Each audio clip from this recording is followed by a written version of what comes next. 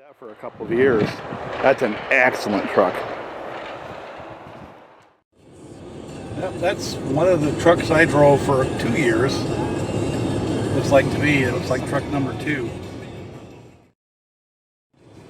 Cleaning off that shoulder.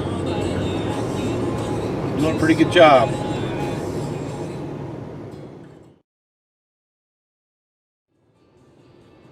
Now I had that truck and I had the middle of the county and the southern part of the county. Whoever's got it now has got this section, the western side.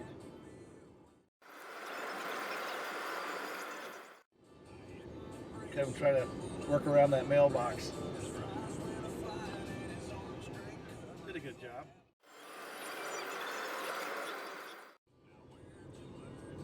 Let's see what he does with my driveway.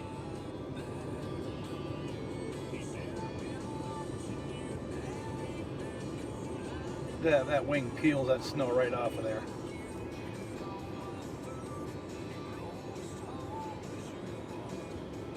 Nice job. Whoever's on that truck is doing a nice job.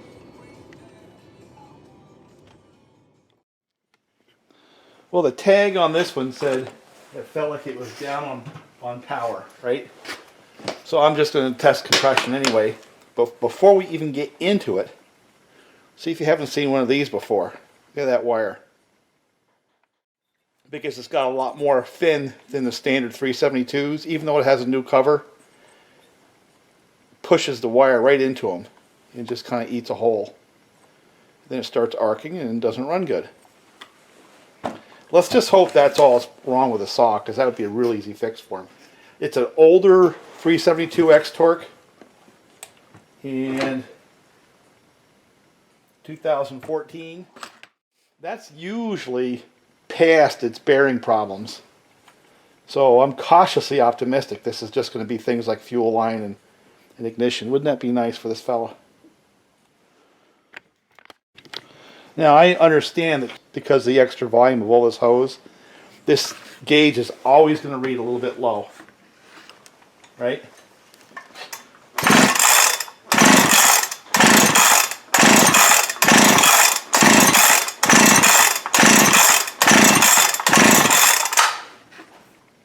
I mean, it's going to run at 120 pounds, but you want more than that.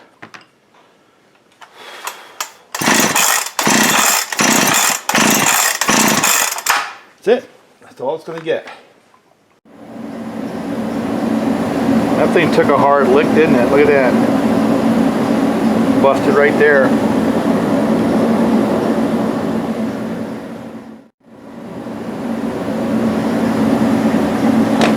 We're going to try a new ignition.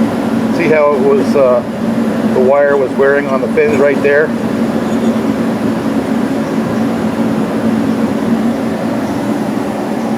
So we're going to try this ignition right here. Got this 2014 era 372 XP, and it's an X-Torq. Everything after 2010 was an X-Torq. It came in with a complaint about a high idle and being a little bit down on power. So just pretty much the standard stuff. I'll show pictures of the first thing I had found, which was the wire was arcing on the fin. So that didn't help it. But I put a new ignition system on it, hoping that was just the problem. You try to do the simple things first.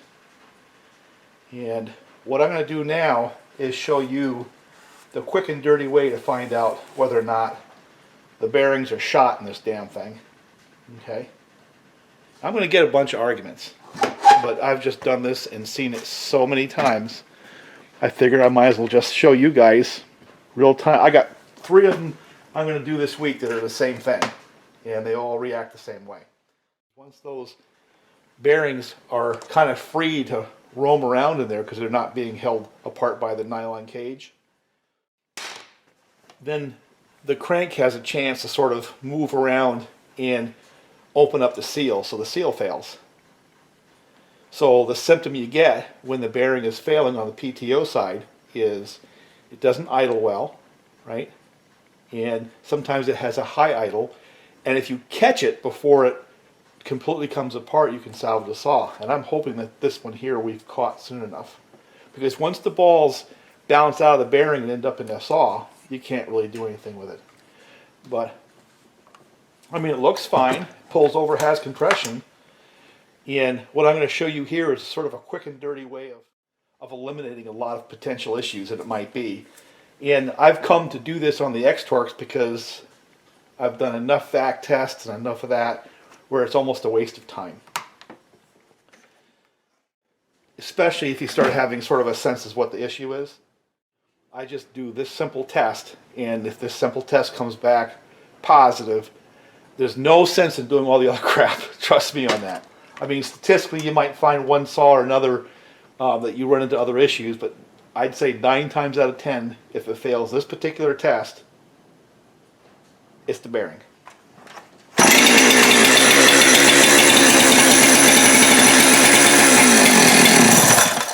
That's it. If you shoot brake clean in behind the clutch right there, and that saw stops, what's happening is it drew the brake clean right into the bottom end, and the resultant mixture doesn't burn, so chainsaw stops.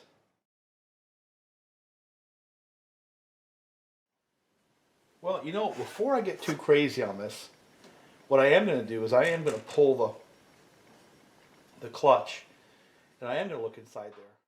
So I guess it's probably worth doing the due diligence on this, because it'd be nice if this was a simple fix instead of having to bust it all the way down.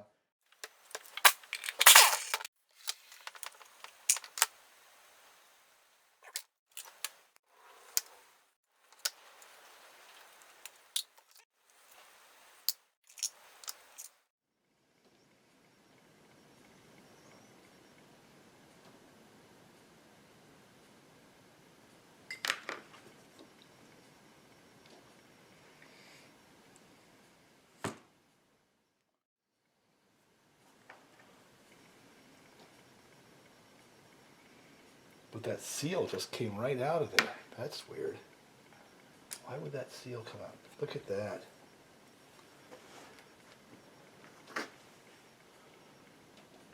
It's not the bearing, it's the seal. That seal just popped right out of there. The case is shot. It's either that or it's the wrong seal.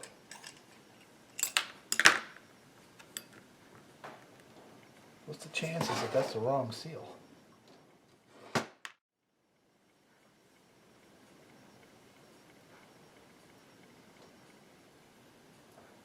Looks like the right seal. Let me get a OEM seal and see if that's fits in there.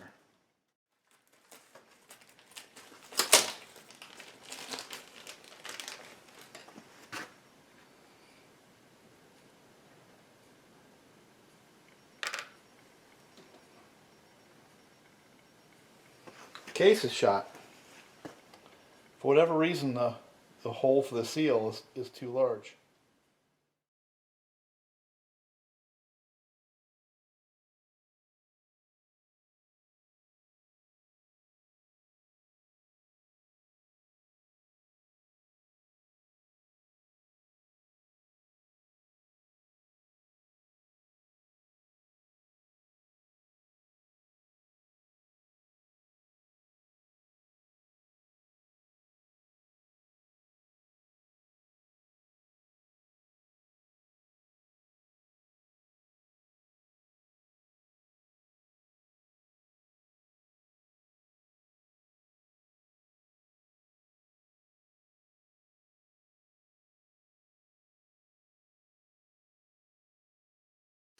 Funny how you'll go into something expecting one thing and it turns out to be something completely different.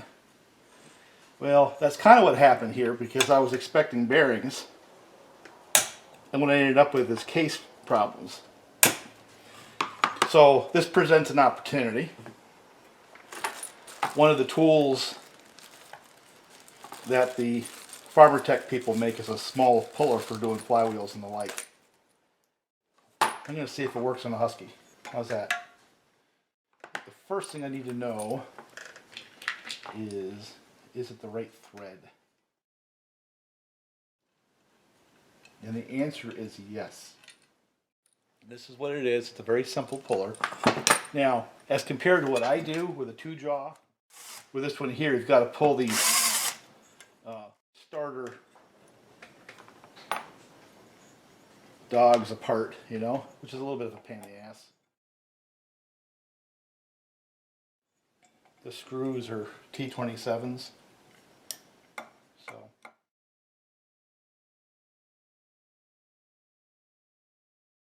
So this is that puller, very simple, T27. This is like 13/16 the width of the bar, so you can hold that with that, I suppose. And this is about 17 millimeter. And with something like this, you don't go crazy, you know. Basically, you put a little tension on, and then you give it a tap with a hammer.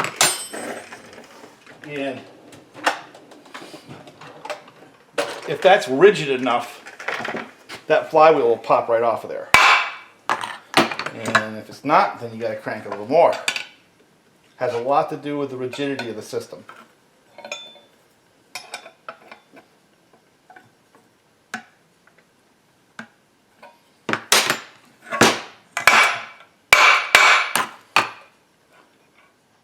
Okay. Let me warm this up. I'm going to go turn the heater on and warm this thing up a little bit.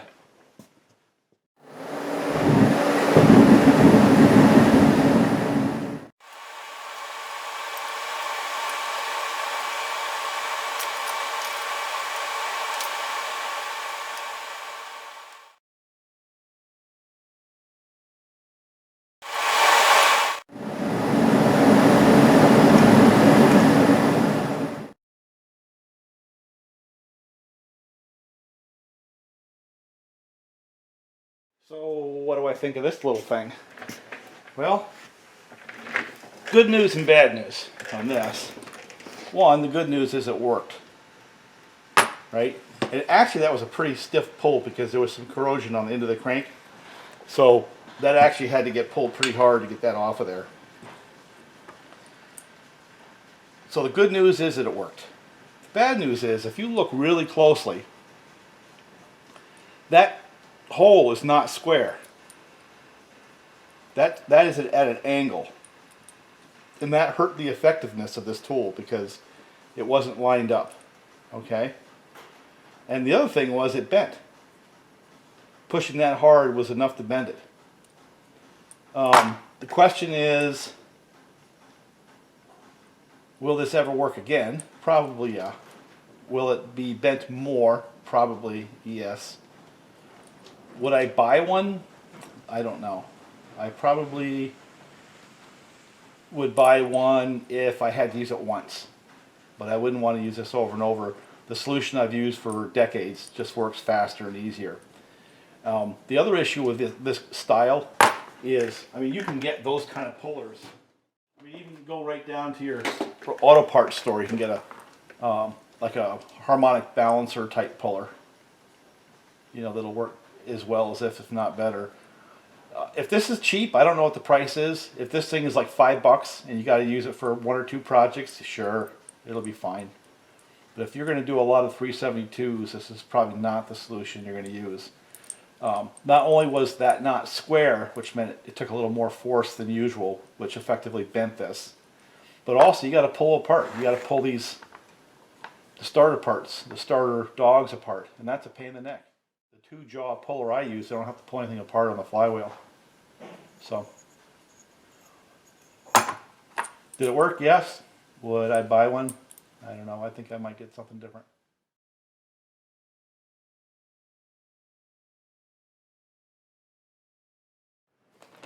This puller here is another Farmertech part that looks to be a little more useful than the one we just tried. This is kind of a universal deal. The idea behind these is you bolt them onto the bar studs on the case, and then you thread down and push on the crankshaft, and there's enough rigidity in the case and in the tool that it eventually pulls off pull it apart. And it's supposed to be universal, so that's why you have all the different holes. And I would not use that style of puller unless I had to. This is my preferred puller for this kind of case because you can drop that right down inside and it's pushing on the bearings, so it doesn't stress the case half. So when you can use this style of a case splitting tool, I would do it every time. You know, I mean every time. I've used a Farmertech version of that kind of puller for several projects and it's worked just fine. I think I've got it in here somewhere. This is the Husqvarna shop tool version right here. And highly recommended on all saws that do not have crank stuffers. And this one here is the one that came from Farmertech Hudsel, and other than a few differences in thicknesses here and there, where this one has a little more weight to it, a little more material, I've used this a bunch of times. It works just fine. Okay, that's actually a really good deal. This one right here from the Farmertech people. I've seen this anywhere from $25 to $75, depending on whether or not it's on sale. And I have split a lot of cases with that particular tool. I've got this for backup, right? And but I use this one. And for those people who don't know the difference between stuffer and non-stuffer cranks, this is a crank out of a 372, and you notice that because of the balance halves, this tool can set down over the crank like that, you see?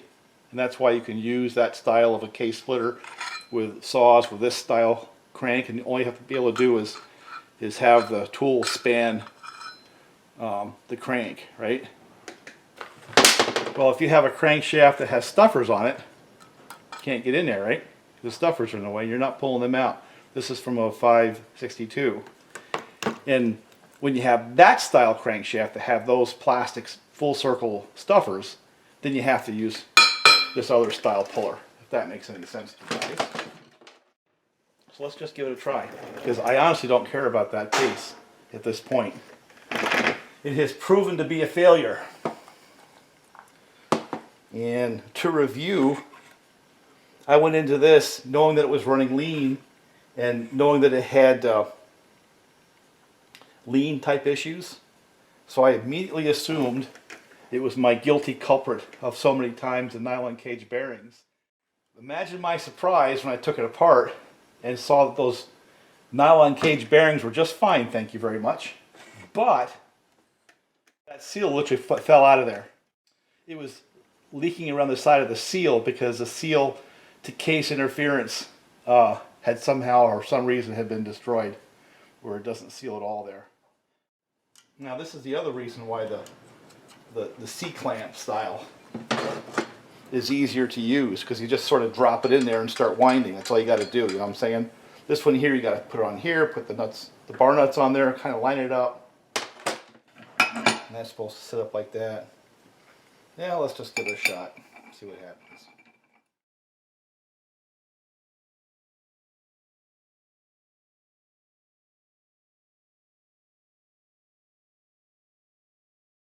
See that other C-clamp, that damn thing would have been off by now, you know what I'm saying? But we're not trying to do anything but prove that it can in fact work. That's the goal right here. We're not really, at least I'm not trying to argue one versus the other at this point. So I'd say theoretically, what you're getting out of this kind of a puller, it's kind of a one puller fits all scenario, you know? But it's awkward, you know? It's simply awkward. That's the downside to that style as compared to the C-clamp.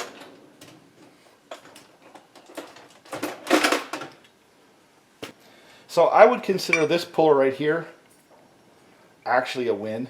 It's something you can use. But I still would have done this. This pops them out so much faster. Let's just use this one on the other side so you can see. Well, actually, let me just finish with this one.